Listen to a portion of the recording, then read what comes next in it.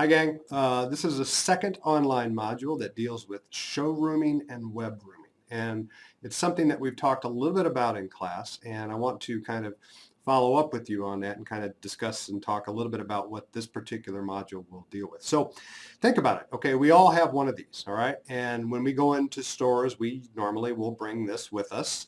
And something that started to pop up, it was about 5 years ago, okay, as the functionality of the personal devices have really ramped up in the past 5 years, that about 5 years ago, retailers started to notice that people would go into stores and they would sit there and go into Target and then look at the TVs and then pull their phones out and start comparing prices online for a particular TV model that's on display in Target. And initially, retailers didn't quite know what to make of it.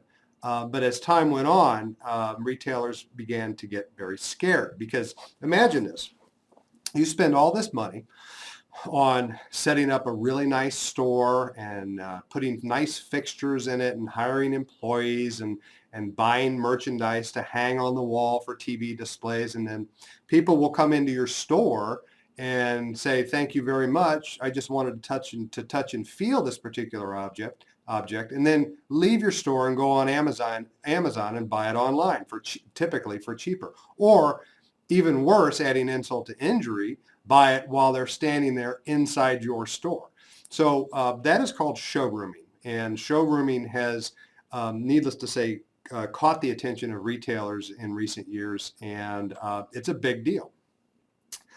Web rooming or reverse showrooming is kind of the opposite, where people will search online first before they go into stores, and then go into stores and be very informed and can say, look, can possibly negotiate with the store employee about the prices they find online. A lot of retailers responded to that with their price match guarantees, okay? That would affect both showrooming and web rooming, but that's something that's been around not too many years. So those two phenomenon are really beginning to shake up retail, okay? Particularly with the growth of Amazon in recent years. So this particular assignment deals with showrooming and web rooming, and I have a number of articles and videos that you need to watch. If you look, there's a document in the folder called Instructions for Showrooming and Web Rooming, and in that document there'll be a number of links to articles and videos as well that deal with it. So pay very close attention to those. Read that. It starts with I send you to Showrooming Wiki, so you can at least get an idea as to what a definition of that is, and then you can also wiki web rooming as well. Sorry, and make sure you read all of the articles. And there's a couple of videos in there. Watch those videos, and then there's also a separate article attached that's a PDF file that is entitled "Can Retailers Halt Showrooming?" So what I want you to do is I want you to read those articles, and then in the assignment for the showrooming, and I'm bringing that up here on the computer. I want you to visit one or two retail stores, okay, in the next week.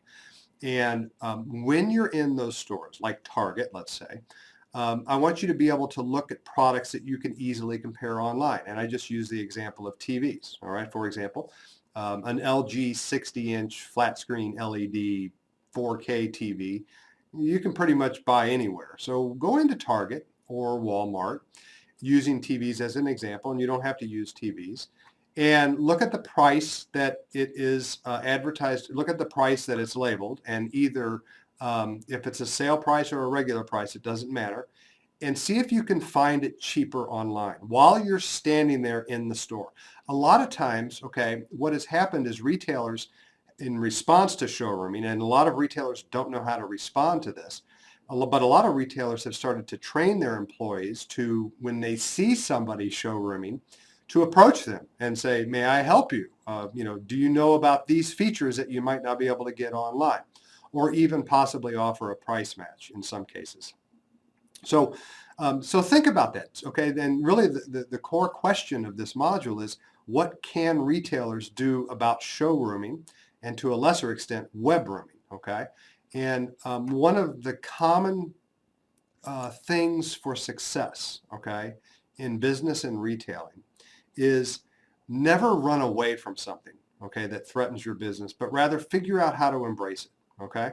So I think that, when you think about showrooming, what can retailers do to help people, okay, do comparisons that they're going to do anyway, all right?